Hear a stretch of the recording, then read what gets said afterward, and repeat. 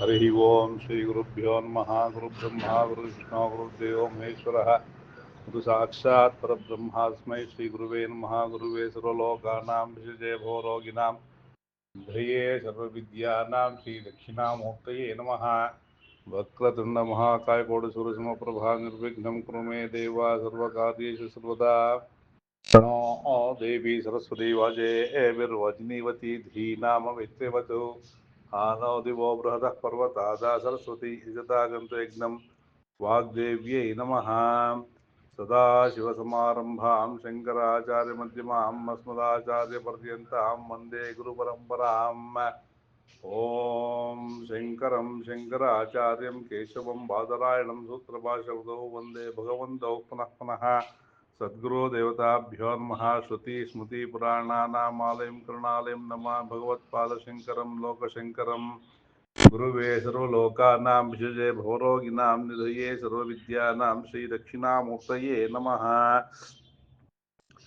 ॐ नमो भगवते वासुदेवाय नारायणपरो व्यक्तादण्डमव्यक्तसम्भवं मण्डस्यान्तस्य मे लोकाः सप्तद्वीपा च मेधिनी ॐ सहना भवतु सहनौ भुनक्तु सह वीर्यं करवावहै तेजस्विनावधीतमस्तु मा विद्विषावहै ॐ शान्तिः शान्तिः शान्तिः हरि ओम ಶ್ರೀ ಗುರುಭ್ಯೋ ನಮಃ.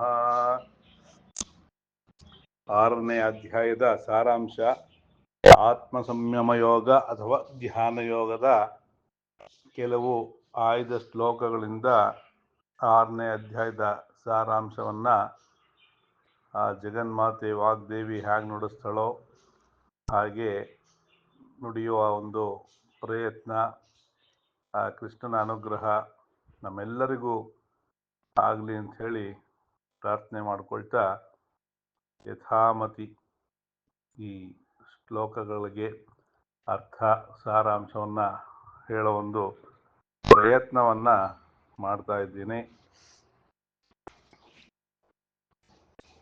ಭಗವಾನ್ ಉವಾಚ ಅನಾಶ್ರಿತಃ ಕರ್ಮಫಲಂ ಕಾರ್ಯಂ ಕರ್ಮ ಕರೋತಿ ಯಃ ಸ ಸನ್ಯಾಸಿ ಚ ಯೋಗಿ ಚ ನ ನಿರಗ್ನಿರ್ಚ ಅಕ್ರಿಯಃ. ಇಲ್ಲಿ ಭಗವಂತ ಶ್ರೀ ಕೃಷ್ಣ ಅರ್ಜುನನ ಪ್ರಶ್ನೆಗಳಿಗೆ ಉತ್ತರವನ್ನು ಕೊಡ್ತಾ ಹೇಳ್ತಾ ಇದ್ದಾನೆ, ಯಾರು ನಿರಗ್ನಿಯಾಗಿರ್ತಾನೋ ಅವನು ಮಾತ್ರ ಸನ್ಯಾಸಿ ಅನ್ನೋ ಅರ್ಥದಲ್ಲಿ ಅಲ್ಲ, ಮತ್ತು ಕರ್ಮಫಲವನ್ನು ಆಶ್ರಯಿಸದೆ ಮಾಡಬೇಕಾದ ಕರ್ಮವನ್ನು ಯಾರು ಮಾಡ್ತಾರನೋ ಅವನು ಕೂಡ ಸನ್ಯಾಸಿಯೇ ಅಂಥೇಳಿ ಶ್ರೀಕೃಷ್ಣ ಹೇಳ್ತಾ ಇದ್ದಾನೆ. ಯಾಕೆ ಅಂತಂದರೆ ಲೌಕಿಕದಲ್ಲಿ ಇರ್ತಕ್ಕಂಥವರು ಎಲ್ಲರೂ ಕೂಡ ಸಾಮಾನ್ಯವಾಗಿ ಫಲಾಪೇಕ್ಷೆಯಿಂದಲೇ ಕರ್ಮಗಳನ್ನು ಮಾಡ್ತಾ ಇರ್ತೀವಿ. ಯಾವಾಗ ನಾವು ಫಲಾಪೇಕ್ಷೆ ಇಲ್ಲದೆಯೇ ಕೆಲಸವನ್ನು ಮಾಡಲು ಆರಂಭ ಮಾಡ್ತೀವೋ ಆಗ ನಮ್ಮ ಒಂದು ಸ್ಥಾನ ಮೇಲ್ಮಟ್ಟಕ್ಕೆ ಬರುತ್ತೆ. ಅಂದರೆ ಭಗವಂತನ ದೃಷ್ಟಿಯಲ್ಲಿ ಪ್ರಧಾನವಾಗಿ ಅಥವಾ ಆತ್ಮನ ದೃಷ್ಟಿಯಲ್ಲಿ ನಾವು ಮೇಲ್ಮಟ್ಟಕ್ಕೆ ಬರ್ತಾ ಇದ್ದೀವಿ ಅಂಥೇಳಿ ಅರ್ಥ.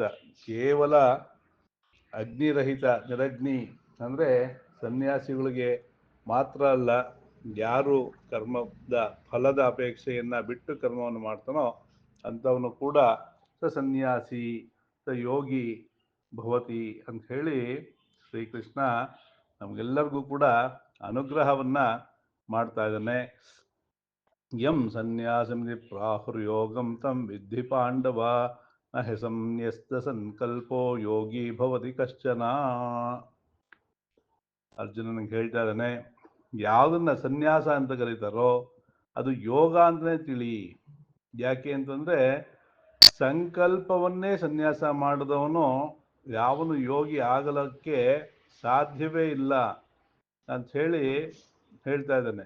ಹೇಗೆ ಅಂತಂದರೆ ನಾವು ಯಾವುದೇ ಒಂದು ಕರ್ಮವನ್ನು ಮಾಡಬೇಕಾದ್ರೆ ಸಂಕಲ್ಪವನ್ನೇ ಮಾಡ್ತೀವಿ ಅಲ್ವಾ. ಸಂಕಲ್ಪ ಅಂದರೆ ನಾವು ಕೂತ್ಕೊಂಡು ಶುಭೇ ಶೋಭನೆ ಅಂತ ಹೇಳಬೇಕು ಅಂತಲೇ ಅಲ್ಲ. ಇಲ್ಲಿ ಅರ್ಥ.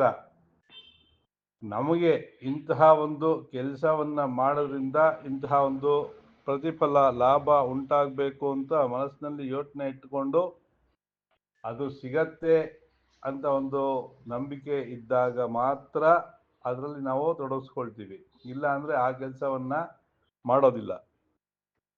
ಆದರೆ ಇದು ಕೇವಲ ಭಗವತ್ ಪ್ರೀತಿಗೋಸ್ಕರ ನನಗೆ ಇದೊಂದು ಅವಕಾಶ ಸಿಕ್ಕಿದೆ, ಹಾಗಾಗಿ ಈ ಕರ್ಮವನ್ನು ಮಾಡ್ತೇನೆ, ಇದರಿಂದ ಯಾವುದೇ ಫಲದ ಅಪೇಕ್ಷೆ ಇಲ್ಲ, ಇದು ಕೇವಲ ಈಶ್ವರಾರ್ಪಣ ಅಥವಾ ಕೃಷ್ಣಾರ್ಪಣ, ಅವನ ತೃಪ್ತಿಗೋಸ್ಕರ ಅಂಥೇಳಿ ಮಾಡ್ತಕ್ಕಂಥದ್ದೆಲ್ಲವೂ ಏನು ಅಂತಂದರೆ ಕರ್ಮಯೋಗವೇ. ಯಾತಿಕೆ ಅಂತಂದರೆ ಕರ್ಮಯೋಗದಲ್ಲಿ ಏನು ಪ್ರಧಾನವಾಗಿ ಅಂತಂದರೆ ಫಲಾಪೇಕ್ಷೆಯನ್ನು ಬಿಟ್ಟಿರತಕ್ಕಂಥದ್ದು. ಆ ಫಲದ ಅಪೇಕ್ಷೆ ಇಟ್ಕೊಂಡು ಯಾವುದೇ ಒಂದು ಕರ್ಮವನ್ನು ಮಾಡಿದಾಗ ಅದರಲ್ಲಿ ಪಾಪ ಪುಣ್ಯ ಎರಡೂ ಕೂಡ ಉಂಟಾಗತ್ತೆ ಅಂತ ಹೇಳಿ ಹಿಂದಿನ ಶ್ಲೋಕಗಳಲ್ಲಿ ಹೇಳಿದಾನೆ, ನಮಗೆ ಅನುಗ್ರಹ ಮಾಡಿದಾನೆ ಭಗವಂತ ಅಲ್ವಾ. ನಾವು ಎಷ್ಟೇ ಶ್ರದ್ಧೆಯಿಂದ ಮಾಡಿದ್ರು ಕೂಡ ನಮಗೆ ಗೊತ್ತಿದ್ದೋ ಗೊತ್ತಿಲ್ಲದೇನೋ ತಪ್ಪುಗಳು ಆಗ್ಬಿಡತ್ತೆ, ಸಹಜವಾಗಿ ಆಗ್ಬಿಡುತ್ತೆ. ಅವಾಗ ತಪ್ಪಾದಾಗ ಏನಾಗತ್ತೆ, ಅದಕ್ಕೆ ದೋಷ ಉಂಟಾಗತ್ತೆ, ಅಂದರೆ ಪಾಪಕರ್ಮಗಳು ಉಂಟಾಗತ್ತೆ. ಮತ್ತು ಆ ಶುಭ ಕರ್ಮವನ್ನು ಮಾಡೋದ್ರಿಂದ ಅದಕ್ಕೆ ಪುಣ್ಯವೂ ಉಂಟಾಗತ್ತೆ. ನಮಗೆ ಎರಡರದ ಒಂದು ಫಲದ ಅಪೇಕ್ಷೆಯೇ ಇಲ್ಲ ಅಂತಂದಾಗ ಅದು ನಿಷ್ಕಾಮ ಕರ್ಮ ಆಗುತ್ತೆ. ಅಂತಹ ಕರ್ಮವನ್ನು ಯಾರು ಮಾಡ್ತಾರೋ ಅಂತವನಿಗೆ ಕರ್ಮ ಯೋಗಿ ಅಂತ ಹೇಳಿ ಇಲ್ಲಿ ಶ್ರೀಕೃಷ್ಣ ನಮಗೆ ಅನುಗ್ರಹವನ್ನ ಮಾಡ್ತಾ ಇದ್ದಾನೆ. ಹಾಗೆ ಮುಂದೆ ಹೋಗಿ ನಾವೆಲ್ಲರೂ ಈ ಭಗವದ್ಗೀತೆಯಲ್ಲಿ ಆತ್ಮದ ಚಿಂತನೆಯನ್ನ ಮಾಡ್ತಾ ಇದ್ದೀವಿ. ಯಾಕೆಂದ್ರೆ ಈ ದೇಹ ಅಂತಕ್ಕಂಥದ್ದು ಈ ಆತ್ಮಕ್ಕೆ ಹಾಕಿರೋ ಒಂದು ಶರ್ಟ್ ಇದ್ದ ಹಾಗೆ, ಅಥವಾ ಒಂದು ವಸ್ತ್ರ ಇದ್ದ ಹಾಗೆ. ಆ ವಸ್ತ್ರ ಜೀರ್ಣ ಆಗತ್ತೆ, ಕಿತ್ತು ಬಿಸಾಕ್ತೀವಿ, ಬೇರೆ ಹಾಕೊಳ್ತೀವಲ್ಲ ಜೀವನದಲ್ಲಿ. ಹಾಗೇನೆ ಆ ಪ್ರಾರಬ್ಧಕ್ಕೆ ತಕ್ಕನಾಗೆ ಒಂದೊಂದು ಶರೀರಗಳು ಉಂಟಾಗಿದೆ. ಆದರೆ ಈ ಆತ್ಮ ಅಂತಕ್ಕಂಥದ್ದು ನಿತ್ಯವೂ ಇರ್ತಕ್ಕಂಥದ್ದಾಗಿರೋದ್ರಿಂದ ನಾವು ಏನು ಮಾಡಬೇಕು, ಆತ್ಮದ ಕಡೆಗೆ ಹೆಚ್ಚು ಪ್ರಾಮುಖ್ಯತೆಯನ್ನ ಕೊಡಬೇಕಾಗಿದೆ, ಈ ದೇಹಕ್ಕಲ್ಲ. ಹಾಗಾಗಿ ಆತ್ಮದ ಬಗ್ಗೆ ಏನು ಹೇಳ್ತಾ ಇದ್ದಾನೆ, ಉದ್ಧರೇದಾತ್ಮನ ಆತ್ಮಾನಂ ನ ಆತ್ಮಾನಂ ಅವಸಾದಯೇತ್ ಆತ್ಮೈವ ಆತ್ಮನೋ ಬಂಧುರ್ ಆತ್ಮೈವ ತ್ರಿಪುರಾತ್ಮನಃ. ಇಲ್ಲಿ ಆತ್ಮ ಅಂತಕ್ಕಂಥದ್ದನ್ನ ನಾವೇ ಉದ್ಧಾರವನ್ನ ಮಾಡ್ಕೊಳ್ಬೇಕು. ಯಾಕೆ, ನಮ್ಮ ಈಗಿನ ಒಂದು ಸ್ಥಿತಿ ನಾವೇನಿದೀವೋ ಅದಕ್ಕೆ ನಾವು ಹಿಂದೆ ಮಾಡಿದಂತಹ ಸುಕೃತ ದುಷ್ಕೃತಗಳೇ ಕಾರಣ. ಹಾಗಾಗಿ ಈ ಜನ್ಮದಲ್ಲಿ ಏನ್ ಮಾಡ್ತೀವೋ ಅದು ಮುಂದಿನ ಜನ್ಮಕ್ಕೆ ಅಥವಾ ಕೆಲವು ಇದೇ ಜನ್ಮದಲ್ಲಿ ಕೂಡ ಅನುಭವಿಸ್ಬೇಕಾಗಿರ್ತಕ್ಕಂತಹ ಪ್ರಸಂಗಗಳು ಬರ್ತವೆ. ಹಾಗಾಗಿ ಉದ್ಧರೇದ್ ಆತ್ಮನಾತ್ಮಾನಂ, ಈ ಆತ್ಮದಿಂದಲೇ ತನ್ನನ್ನ ಆತ್ಮ ಉದ್ಧಾರವನ್ನ ಮಾಡ್ಕೊಳ್ಬೇಕು. ಹಾಗೆ ನ ಆತ್ಮನಂ ಅವಸಾದಯೇತ್, ಈ ಆತ್ಮ ಅಂತಕ್ಕಂಥದ್ದನ್ನ ಕೆಳಮಟ್ಟಕ್ಕೆ ತಗೊಂಡು ಹೋಗೋದಕ್ಕೆ ಬಿಡಬಾರ್ದು. ಆತ್ಮೈವ ಹಿ ಆತ್ಮನೋ ಬಂಧು, ಈ ಆತ್ಮಕ್ಕೆ ಆತ್ಮನೇ ಬಂಧು, ಮತ್ತು ಬಂಧುರ್ ಆತ್ಮೈವ ರಿಪು ಆತ್ಮನಃ, ಆತ್ಮಕ್ಕೆ ಆತ್ಮನೇ ರಿಪುವೂ ಆಗ್ತಾನೆ. ಹೇಗೆ ಅಂತಂದ್ರೆ ನಾವು ಮಾಡ್ತಕ್ಕಂತಹ ಕೆಲಸಗಳ ಮೇಲ್ತಾನೆ ನಮಗೆ ಅದು ಒಂದು ಶುಭ ಅಶುಭ ಫಲವನ್ನ ಉಂಟು ಮಾಡೋದು. ಹಾಗಾಗಿ ಬೇರೆ ಯಾರೋ ಹೇಳಿದ್ರು ಕೂಡ ಹೀಗೆ ಮಾಡು ಹಾಗೆ ಮಾಡು ಅಂತ ಹೇಳಿ ನಮಗೆ ಸ್ವಂತ ಬುದ್ಧಿ ಇದೆ ಅಲ್ವಾ, ನಾವು ಇದನ್ನ ಮಾಡ್ಬೇಕಾ ಬೇಡವಾ ಅಂತ ಹೇಳಿ. ಹಾಗಾಗಿ ನಮ್ಮ ಇರ್ತಕ್ಕಂತಹ ಶಕ್ತಿ ಸಾಮರ್ಥ್ಯಗಳನ್ನ ಅನುಸರಿಸಿ ನಮ್ಮಲ್ಲಿ ಇರ್ತಕ್ಕಂತಹ ಬುದ್ಧಿಯನ್ನ ವಿವೇಚಿಸಿ ನಾವು ಕರ್ಮವನ್ನ ಮಾಡಿದಾಗ ಏನಾಗುತ್ತೆ, ಈ ಆತ್ಮದ ಉದ್ಧಾರವೂ ಆಗತ್ತೆ. ಅದಕ್ಕೆ ವ್ಯತಿರಿಕ್ತವಾಗಿ ಮಾಡಿದಾಗ ಅದು ಅಧೋಪತನಕ್ಕೂ ಕೂಡ ಬೀಳತ್ತೆ. ಅವಾಗ ಏನಾಗುತ್ತೆ, ನಮಗೆ ನಾವೇ ಶತ್ರುಗಳಾದಾಗೆ ಆಯ್ತು. ಹಾಗಾಗಿ ನಾವು ಯಾವತ್ತೂ ಕೂಡ ಆತ್ಮದ ಚಿಂತನೆಯನ್ನು ಮಾಡ್ತಾ ನಾವು ಸತ್ಕಾರ್ಯಗಳನ್ನೇ ಮಾಡ್ತಾ ಇರಬೇಕು ಸಾಧ್ಯವಾದಷ್ಟು ಮಟ್ಟಿಗೆ ಅಂತ ಹೇಳಿ ಆತ್ಮದ ಬಗ್ಗೆ ಇಲ್ಲಿ ಹೆಚ್ಚಿನಾಗಿ ಒತ್ತನ್ನ ಕೊಟ್ಟು ಹೇಳ್ತಾ ಇದ್ದಾನೆ ಯಾಕೆಂದರೆ ಇದು ಪ್ರಧಾನವಾಗಿ ಆತ್ಮ ಸಂಯಮ ಯೋಗ ಆಗಿರೋದ್ರಿಂದ ಇಲ್ಲಿ ಹೆಚ್ಚಿನಾಗಿ ಆತ್ಮದ ಬಗ್ಗೆ ವಿಚಾರಗಳನ್ನು ಹೇಳ್ತಾ ಇದ್ದಾರೆ. ಯೋಗಿ ಯುಂಜೀತ ಸತಮಾತ್ಮಾನಂ ರಹಸಿ ಸ್ಥಿತಃ ಏಕಾಕಿ ರಚಿತ್ತಾತ್ಮ ನಿರಾಶೀರಪರಿಗ್ರಹ. ಇಲ್ಲಿ ಯೋಗಿ ಆದವನು ಏನ್ ಮಾಡಬೇಕು ಅಂತ ಹೇಳಿ ಹೇಳ್ತಾ ಇದ್ದಾನೆ ಈ ಶ್ಲೋಕದಲ್ಲಿ. ಯೋಗಿ ಯುಂಜೀತ ಸತತಂ ಆತ್ಮಾನಂ ರಹಸಿ ಸ್ಥಿತಃ, ಸತತವಾಗಿ ಯೋಗದ ಅಭ್ಯಾಸವನ್ನ ಮಾಡುತ್ತಾ ರಹಸ್ಯವಾದ ಸ್ಥಳದಲ್ಲಿ ಕೂತ್ಕೊಳ್ಬೇಕು. ಯಾಕೆ ಅಂತಂದ್ರೆ ಎಲ್ಲೆಲ್ಲೋ ಅಂದ್ರೆ ಎಲ್ಲರಿಗೂ ಕಾಣೋ ಥರ ಅಥವಾ ಎಲ್ಲ ಜನಗಳ ಮಧ್ಯದಲ್ಲಿ ಕೂತ್ಕೊಂಡ್ರೆ ಬಂದು ಬೇರೆಯವರು ನಮ್ಗೇನು ಮಾಡ್ತಾರೆ, ತೊಂದರೆಯನ್ನು ಕೊಡ್ತಾರೆ, ನಮಗೆ ವಿಘ್ನಗಳನ್ನು ಉಂಟು ಮಾಡ್ತಾರೆ, ಮಾತಾಡ್ಸೋದು ಇನ್ನೊಂದು ಮತ್ತೊಂದು ಮಾಡಿ ನಾವು ಏಕಾಗ್ರತೆಯನ್ನು ಕಾಪಾಡ್ಕೊಳ್ಳೋದಕ್ಕೆ ಆಗಲ್ಲ. ಹಾಗಾಗಿ ಒಂದು ರಹಸ್ಯ ಸ್ಥಳದಲ್ಲಿ ಕೂತ್ಕೊಳ್ಬೇಕು, ಏಕಾಂತದಲ್ಲಿ ಕೂತ್ಕೊಳ್ಬೇಕು. ಮತ್ತು ಏಕಾಕಿ ಯಥಚಿತ್ತಾತ್ಮ, ಏಕಾಕಿಯಾಗಿರೋದಲ್ದೇನೆ ಈ ಆತ್ಮದ ಉದ್ಧಾರಕ್ಕಾಗಿ ಅಥವಾ ಆತ್ಮ ಸಂಯಮಕ್ಕಾಗಿ ಪ್ರಯತ್ನವನ್ನ ಮಾಡ್ತಾನೆ ಇರಬೇಕು. ನಿರಾಶಿ ಅಂದ್ರೆ ಯಾರ ಮೇಲೆ ಕೂಡ ಆಶೆಯನ್ನ ಇಟ್ಕೊಂಡಿರಬಾರ್ದು.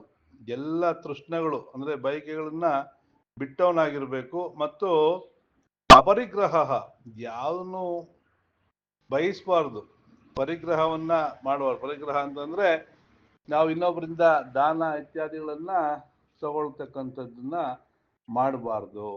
ಹಾಗಾಗಿ ಈ ತರ ಯಾವಾಗ ಮಾಡ್ತಾರೆ, ಯಾಕೆಂದ್ರೆ ನಾವು ದಾನ ತಗೊಂಡ್ರೆ ಅದಕ್ಕೂ ಕೂಡ ಪಾಪಗಳು ಉಂಟಾಗತ್ತೆ, ನಾವು ಮಾಡ್ತಕ್ಕಂತಹ ಪುಣ್ಯದ ಅಂಶ ಕಡಿಮೆ ಆಗತ್ತೆ, ಮತ್ತು ಒಂದು ಬಂದ ಮೇಲೆ ಇನ್ನೊಂದು ವಸ್ತುಗೆ ಬೈಕೆ ಅನ್ನೋದು ಕಾಮನೆಗಳು ಅಂತಕ್ಕಂಥದ್ದು ಓಡ್ತಾ ಇರುತ್ತೆ. ಹಾಗಾಗಿ ಅಪರಿಗ್ರಹವನ್ನು ಕೂಡ ಮಾಡಬೇಕು. ಇಲ್ಲಿ ಅಪರಿಗ್ರಹ ಅಂತಂದ್ರೆ ಇನ್ನೊಂದು ವಿಶೇಷವಾಗಿ ಅಂತಂದ್ರೆ ಜೀವನ ಮಾಡೋದಕ್ಕೆ ಅಂದ್ರೆ ಅವನ್ನ ದೇಹವನ್ನ ಉಳಿಸ್ಕೊಳ್ಳೋದಕ್ಕೆ ಎಷ್ಟು ಬೇಕೋ ಅಷ್ಟು ಮಾತ್ರ ಸ್ವಲ್ಪ ಆಹಾರವನ್ನ ತಗೊಳ್ಬೇಕು. ಬೇರೆ ಯಾವ್ದ್ರ ಮೇಲೆ ಅವನಿಗೆ ಆಶೆ ಅಂತಕ್ಕಂಥದ್ದು ಇರಬಾರ್ದು ಅಂತ ಹೇಳಿ ಪ್ರಧಾನವಾಗಿ ಹೇಳ್ತಾ ಇದ್ದಾರೆ.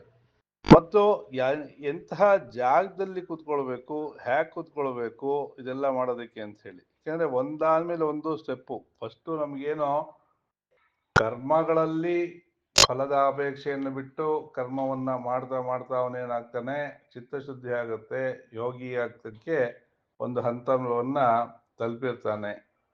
ಮತ್ತೆ ಅಲ್ಲಿಂದ ಅವನು ಸಂಕಲ್ಪವನ್ನೇ ಇಲ್ಲದೇನೆ ಕರ್ಮಗಳನ್ನು ಮಾಡ್ತಾ ಮಾಡ್ತಾ ಆತ್ಮೋದ್ಧಾರಕ್ಕಾಗಿ ಪ್ರಯತ್ನವನ್ನ ಮಾಡ್ತೀಯಾನೆ ಅಂತಂದಾಗ ಅವನು ಎಲ್ಲಿ ಕೂತ್ಕೊಳ್ಬೇಕು, ಹ್ಯಾಕ್ ಕೂತ್ಕೊಳ್ಬೇಕು ಅನ್ನೋದು ಕೂಡ ಸ್ಪಷ್ಟವಾಗಿ ಭಗವದ್ಗೀತೆಯಲ್ಲಿ ನಮ್ಗೆ ಹೇಳ್ಕೊಟ್ಟಿದ್ದಾರೆ. ಅಂದ್ರೆ ಎಷ್ಟು ಉಪಕಾರವನ್ನು ಮಾಡಿದ್ದಾರೆ ಅಂತಂದ್ರೆ ನಾವು ಪ್ರತಿಯೊಂದು ಯೋಚನೆ ಮಾಡಿ ಮಾಡ್ಬೇಕಾದ್ರೆ ಅದು ಕೂಡ ಸರಿನಾ ತಪ್ಪ ಇನ್ನೊಬ್ಬರನ್ನ ಕೇಳಬೇಕಾಗತ್ತೆ. ಆದ್ರೆ ಇಲ್ಲಿ ಭಗವದ್ಗೀತೆ ಅಂತಕ್ಕಂಥದ್ದು ನಮಗೆ ಸಿದ್ಧ ಪ್ರತಿ, ರೆಡಿ ರೆಕನರ್.